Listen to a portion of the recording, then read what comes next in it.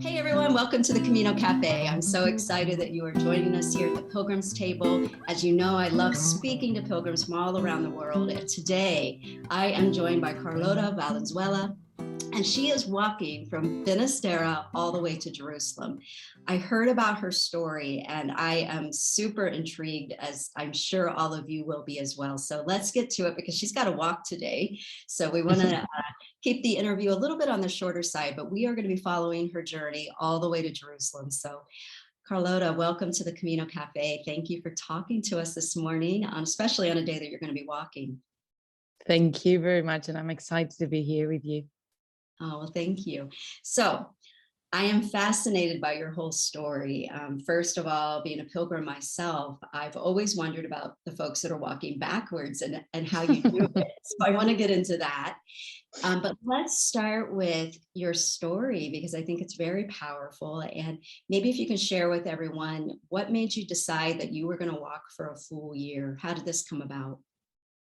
So before deciding this, I was working in a really big company. I was working in the human resources department, and actually, I was having quite a full life. When people change their life because they're not happy with what's going on, I that's not my story. I was living a happy life, but also it was a very deep spiritual life, and I was praying a lot, and while praying, I was feeling that in a way, God was telling me that something was going to happen, that I had to be ready because something was going to happen. And then I started feeling that He was asking me to start doing a Camino, but I didn't really understand what was going on. And then I just felt little by little, in a very natural way and in a beautiful way, that the idea of walking to Jerusalem was there. And as soon as I felt it, I started feeling super happy and excited about this idea. But I left it I didn't talk to anyone about this because I wasn't sure this was the call, because it's a call. So I left it there calm for a while, and then I just kept seeing that this was a real call, so I answered. And I post my professional life, and well, I was living in Madrid, so I gave my apartment to my brother. I asked my company if I could take a year off, and 2nd of January I started walking with the idea of getting to Jerusalem in Christmas 2022. Christmas 22. Okay. So Carlota, you grew up in Spain. I know you've lived in other places, but did you grow up in Granada? Is that where? Yes, that's where I'm from, and that's where my family lives and where I grew up. Yes. Okay. So when you were growing up as a kid, were you aware of the Camino? Was it something that your family talked about? It was something that people talked about, but I didn't really feel connected to the idea because I thought it was more, which is wrong, absolutely, but I thought it was more of like a sport challenge. I thought it was people that were really strong and they wanted to do a physical challenge. I had this wrong idea that it was that way. So when I was growing up, I never really felt that Camino was something for me. Okay, so this is your first time to walk the Camino, is that right?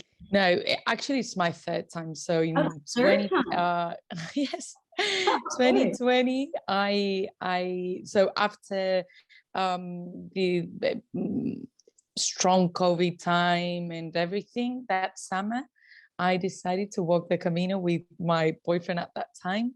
Yeah. So the relationship was not going very well, and we thought, okay, let's do the Camino together, to strengthen up the relationship and see if this is going somewhere. And well, basically, as soon as we arrived in Santiago, we broke up. But that was beautiful, and that was great, and it was the best decision for both of us. And then last summer in 2021, I wanted to tell my parents about the fact that I was going to go to Jerusalem by walk, and I didn't know how to tell them. So we planned Camino together, and I went with my parents and my brother, and that's when I told them that I was going to go all the way to Jerusalem. So Oh my gosh. those have Okay. been my two Caminos. All right. So much here. So I'm sorry I'm laughing about the boyfriend story, but I've always wondered, what it would be like to walk with It's a great. partner that you weren't really sure about, but it sounded like it was the best decision for both of you. Where did you guys walk from in 2020? Where did you start? From Sarria in the French way. And same thing last year with my parents and my brother, we did it from Sarria as well.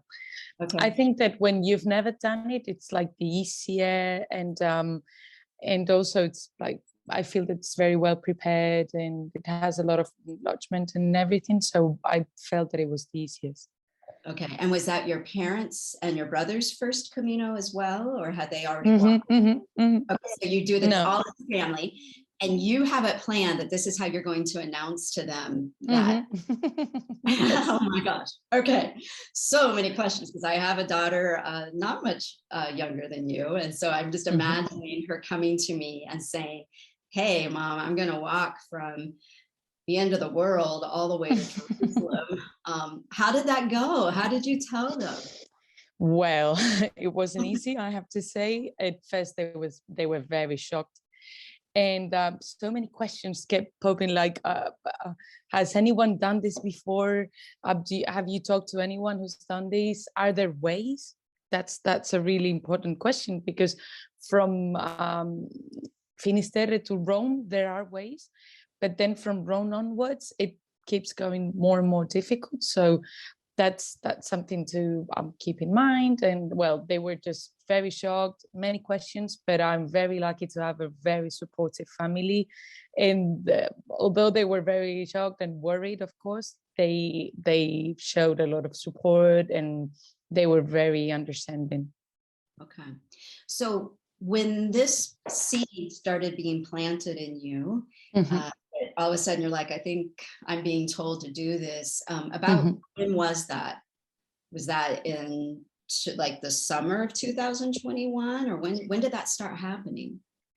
I would say it's been like a journey, because it was little by little. It wasn't just like one day I had the feeling, but since January 2021, I started doing meditation. And that made things so much clearer. Like in my mind, there was so much noise always. Like my life was so going so quick, and I was always very worrying about work. I don't know about everything. So there was a lot of noise, and I have the feeling that meditation helped to lower the noise, to have a space of silence. And in that space of silence, many things became clearer. And one of those things was this, like, I have the feeling that there's something that I can do that is going to make me, in a way, come closer to God, come closer to myself. And it was through meditation, I would say, from January till summer, that things became clearer. And it was just before summer that I had the strong feeling that this is what I had to do. Okay. So what type of meditation do you do? Is it breath centered, or is it a guided meditation? Like what do you do? Because I think viewers and listeners will be curious, because everybody knows the benefits of meditation, and sometimes it can feel like a lot to take on the practice. So I wonder if you could share with us what you do for meditation, give everybody the encouragement that good things come out of it. So I don't know much about meditation, so maybe the words I use aren't the correct ones, but I'm just going to tell you what I do. I started reading a book that is called Biography of Silence. I think it's the translation in English, from an author who's called Pablo Dorso. I really encourage everyone to read this book, because his approach to meditation is just beautiful. So I started reading this book, and I started doing just silence meditation and repeating a mantra. So that's what made me get into meditation. I had never done meditation. And then I did a retreat with an association that's called Friends of the Desert, that is founded by this Pablo Dorso as well. And I learned also how to do meditation, and I basically do just like silence meditation, and I repeat a mantra, and that's what I do. Yeah. Excellent. Okay. Well, everyone, I'll get the links to that book and also to the retreat, so we'll share that in the show notes. So great. Okay. So you're doing this meditation, the idea comes to you. Did you ever feel like, wow, this is a really long walk? Maybe it could have just been from Saint Jean. I mean, or were you always like, no, I'm going to Jerusalem? Like, was the end point always kind of known? Because it's a huge difference going from Sarria to Santiago, It's got nothing to do all the way to Jerusalem. That's a huge jump. I had the strong feeling that I had to get to Jerusalem. So that, because I like, the question was like, what are you looking for? And I was saying, well, I'm looking for Jesus. Then where are you going to look for Jesus? Well, in Jerusalem, it's where everything happened. So the fact of going to Jerusalem was quite clear. What I didn't know is where to start. So the decision of starting in Finisterre came literally, it was more of a poetic thing, because I thought, well, I'm going to where everything started, like the nucleum. And where am I going to start from? Well, like the end of the world. Like, I don't know. I have the feeling that it made sense. It's starting from Finisterre and finishing in Jerusalem. But that was literally like poetic decision. I thought it was poetic starting in the end of the world. And also because I want to go through the 3 centers of Christian pilgrimage in the world, which are Santiago, Rome, and Jerusalem. Wow. And then I thought that just made sense. Yeah. Okay. So just a couple more, I guess, tactical types of questions. Wow. How are you following it? Okay. So which path are you right now walking? Are you walking north one? Specific? So the norte, right? Okay. And what's it like trying to follow the arrows backwards? Because I feel like I can get super lost. Hard. Follow them straight on. It's hard. Okay, so what do you do? Super hard. I follow my own maps in my phone. Okay. So I can't go without a phone or without like any other type of GPS or whatever, because when you see the arrows, they're telling you something if you're going to Santiago, but if you're coming from Santiago, there's no way of understanding those arrows. Like, no way. No. Okay. Yeah, I just can't even imagine. So are you using a specific app or just GPS? I'm using several apps because like the day before I study the route, so like that I can understand what's going on in the route, like how many kilometers, if it's steep or not. And I'm using the best app that I'm using is called Wikilog. Wikilog, yeah. Okay. Wikilog is like really good app, and you just type in the like from where to where you're doing the route, and there's so many routes that people have already done. It's just people uploading routes, but there are so many, and it's really useful. It's really easy to follow. So that's my best app. Then there's another one, it's called Maps.me, that you can use offline maps, and if you download them. And then there's an app from the Camino that's called Buen Camino.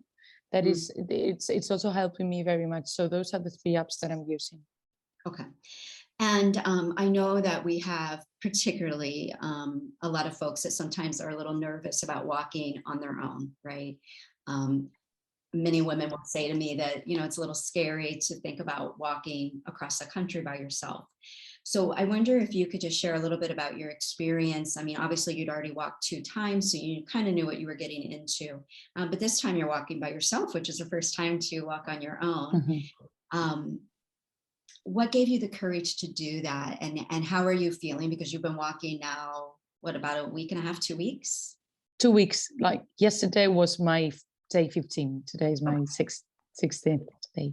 Right. So first of all, the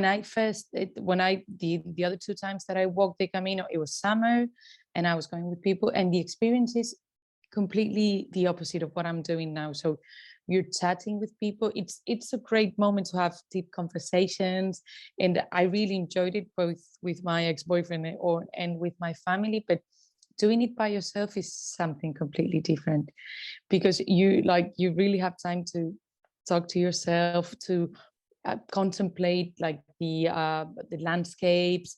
I understand what's going on both in you, both outside, and I have the feeling that the experience is completely opposite from going with people or going by yourself. And also doing it in summer, which is very crowded and there's so many people, you can meet a lot of people and have a great time.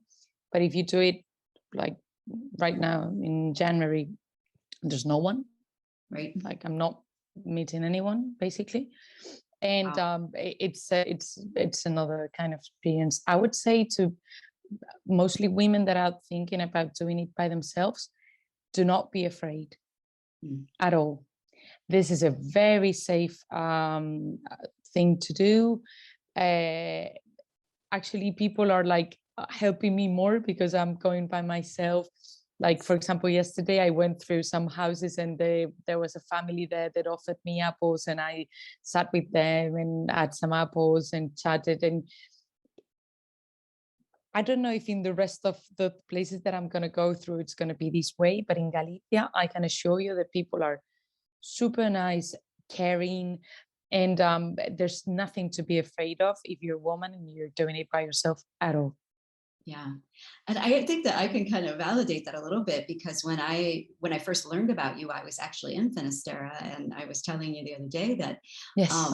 a taxi driver, when he found out that I was a pilgrim, he immediately started telling me your story. So I think that are very excited about what you're doing. And from what I was reading, I think on your website or maybe on Instagram, so I mean, to take this year journey would cost a lot of money if you were spending the night every night, eating out constantly. So I think that that a lot of people are being very generous and offering you places to stay. Is that correct? That is correct, and that's been amazing. Like I can't understand this kind of generosity. Like people are well, right now I'm staying at a lady's house, and people are just offering me their houses so that I can stay with them, and offering me food to buy me a lunch in a restaurant, or to give me just like apples, sandwiches, things like that. So nuts, and I don't know. I'm just so impressed by people's generosity. Wow. Okay. And so how many kilometers, like, do you have like a daily goal, or I mean, do you have this whole thing mapped out? You must, because you are planning on I being. do. Okay. So what's a typical day, mileage wise? Like how far do you plan on walking each day? Because I'm not in a very good shape and I've never done this before, I've been quite humble at the beginning. So my Okay. routes are between 15 and 23, 24 kilometers per day. So it's something that would take me between 4 and 6 hours, 6 hours and a half. So it's quite reachable. Like I've never been too sporty. I'm not in a great shape. So if anyone's considering on doing Camino, you don't need to be in a really good shape. But I'm like right now I'm learning, and I feel that my body's changing. So maybe in the future I'll do longer routes. But right now it's between 15 and 25 kilometers per day. And I have them planned before, so that when I stop in a village that has something. Because, well, you know, Leigh, that here villages are like that. Suddenly they're like tiny villages with 5 houses. So I need to stop in a place that has something, so that an albergue. How do you say albergue in English? Sorry, I don't know the word. That you Albergue. Albergue. Mm-hmm. Okay, so that there's some infrastructure. So I have that plan so that my routes stop in places with Okay, that something. makes total sense. And actually, I think 15 to 24 is still, that's a long day. I mean, I think It is. that's no walk in the park. That's Yeah, but quite challenging. once you start, then it gets easier and easier and easier. But you have to take really good care of your body. Like listen to your body. We were talking about this before. Listen to your body. I'm doing 1 day of rest per week, and that day is just like essential. It helps me like get some rest in my body, in my brain as well. So listening to your body, if you're too tired, if your feet are soaring, if whatever, just like stop, take care of yourself. Don't push yourself, because I saw 2 guys the other day that were doing like 40 kilometers per day because they wanted to get to Santiago in a certain date. And that's a different way of doing Camino, but I feel that you're not listening to your body, you're not connecting with yourself, and I wouldn't recommend that kind of Camino. No, I totally agree. And you and I were talking earlier about the importance of taking care of the body, trying to do some yoga, which I was thrilled to hear that you've been doing that. 'Cause walking a year, self-care is critical for your success, Critical. and to feel good during it. I mean, you want the journey to be uh, positive for your body as well. I'm glad to hear that you're doing that. Yeah, 40 kilometers, that's aggressive. Uh, I wonder, when I was walking this last time, and there were a couple of people that I would come upon that were walking the opposite direction, and I felt like, there was always kind of this joke, like, do you know you're going the wrong way? Like, what are you doing? Everyone tells me that, like, it's not that way, it's this way. And I'm like, no, I'm going the other way. Does it kind of just get on your nerves? Because I felt sorry. I met this one girl who's walking backwards, and she was already almost to Leon, and she was like getting sick of people making this joke because No. I still find it funny. Good. Now, I've heard that the Norte, I've never walked the Norte, but I've heard it's quite challenging. So where are you today? So you've been walking for 2 weeks. So what area have you made it to? I'm arriving today to the coast. So I'm arriving today to a small, to a village called Ribadeo, which is actually like the last town in Galicia. Now I'm going to another region that's called Asturias. So now today I'm changing region, and today I'm arriving to the coast. So I'm really looking forward to seeing the sea, to be accompanied by the sea, the sound of the sea. So that's that. I'm going to change landscape from today onwards. Oh, that sounds lovely. And until now, it hasn't been very challenging according to like how steep routes are. But I've heard that from tomorrow onwards, it's going to be a bit harder because of like it's I don't know, it's a bit more steeper. I don't know if you say that way, but I've heard it gets harder. But I mean, little by little, pasito a pasito, like they say here, like step by step and little by little, and then I'll get there. Yeah. No, I think that's a great attitude to have. And I've heard the same thing about the Nortes. They can get quite steep, especially when you get to the coastal areas, but everyone says it's gorgeous. So that must be kind of exciting to have left from Finisterre, where you've got the beautiful sea right there, and it's such a gorgeous spot. And now knowing that you're getting back to the water, and that whole region of Galicia is so beautiful, so green. And it is. Yeah, so I'd be really excited to talk to you and connect with you as you continue up the coast, because that's going to be very, very exciting. Sure. I wonder, as you were mapping this out, did you pick this route? I mean, I know you had to get to Jerusalem, but weather-wise, will this help you to not be hitting any winter weather by the route? That's the main reason, because the French way, it's a beautiful one, and I was really looking forward to doing it. But because I'm starting in January, there was a risk of snow in the French way, so that's why I decided to take the North way, because the influence of the sea, it makes it that like the temperatures are easier to follow. So that's why I chose the North way, also because of the sea, but mostly because of avoiding winter storms and snow and everything. Yeah, because by the time you get to more the mountainous area, it will be end of February. But I'm crossing to France by the coast, so I'm not crossing the mountains. I'm crossing on the coast, so that's going to make it easier. I don't have to go through mountains and everything, and because I'm doing quite tiny routes every day, it's taking a long time. And also I'm resting at least 1 day per week. So basically January and February I'll be doing Spain, and then March and April it would be France. Okay. All right, great. I wanted to, when I was preparing to talk to you, I was looking at your webpage, and your blog. This one blog really stuck out to me. So I want to read a little bit from it, if that's okay, and then have you expand upon what you were thinking and now how you're kind of feeling about this now that you're 2 weeks in. So I'll include the link to her website and her Instagram, so you'll be able to follow along. Okay, so you say in this, and I'm near the end of this blog post, but you say, By taking the step of pausing my work life to start this adventure, I have begun to realize that many of us are either lost or in positions that do not really fit our personality. To find our way, my proposal is to know ourselves because, although hard and rugged, with time and inner sincerity, it can offer us something surprising. Second, I think we need to get rid of the idea that there is an ideal path. The successful paths of other people do not have to lead us to happiness and self-realization. Be careful with this. And the third step for me, the easiest if you have managed to cross the first two, is take the step.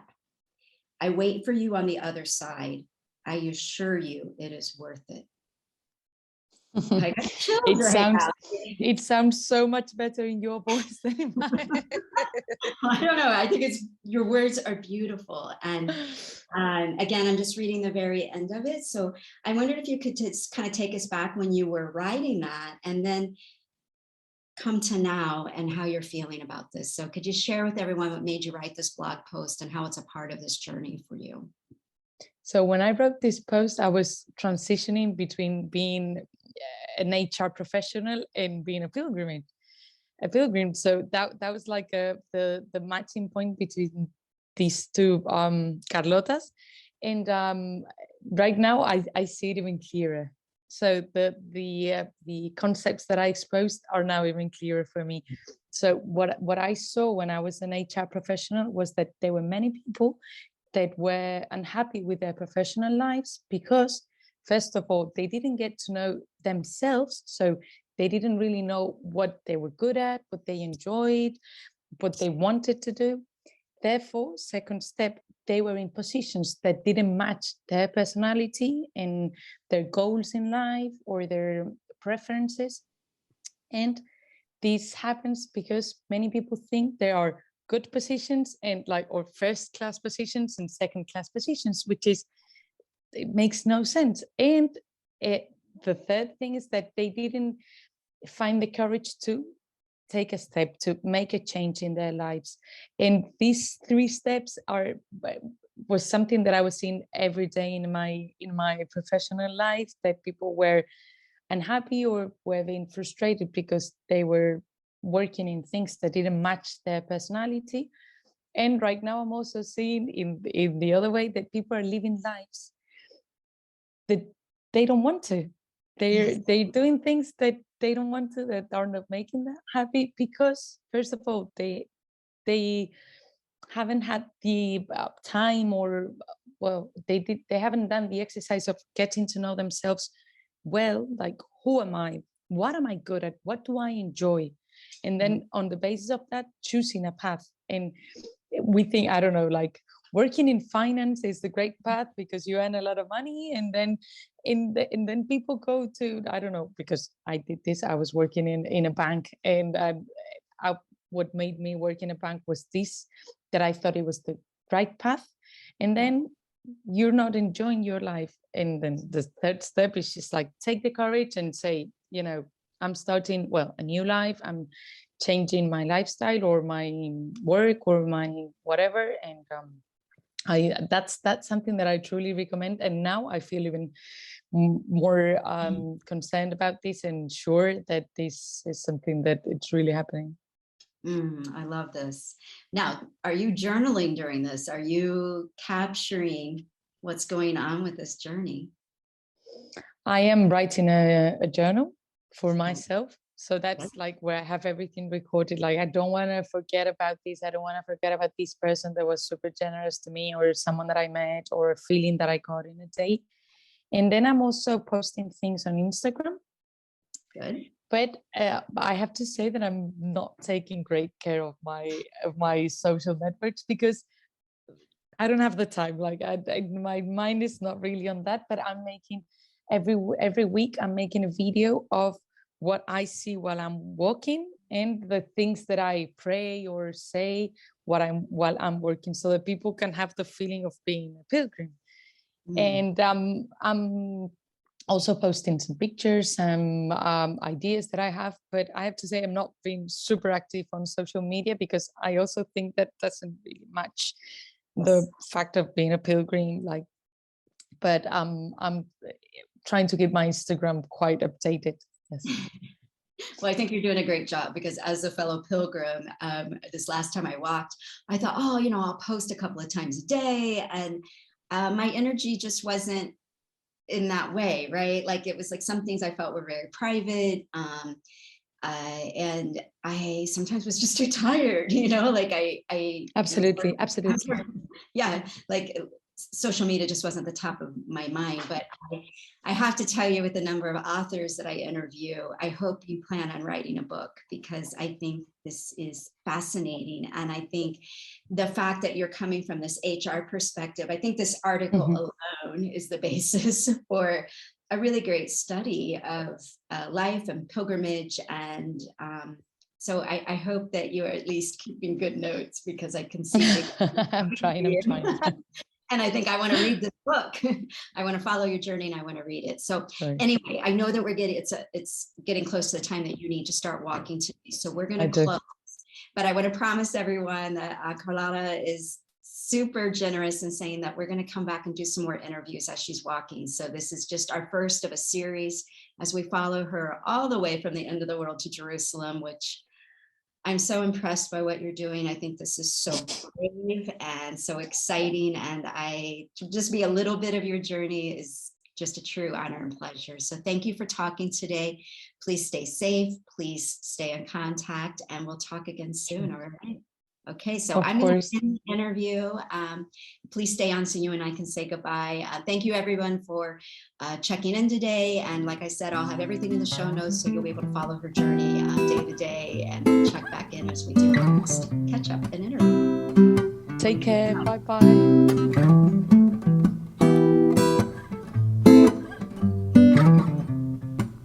Las cosas que necesito en la vida ya están aquí. Las cosas que necesito en la vida ya están aquí. I am free, free as a bird now, with my feathered wings. I am free, free as a bird now, with my feathered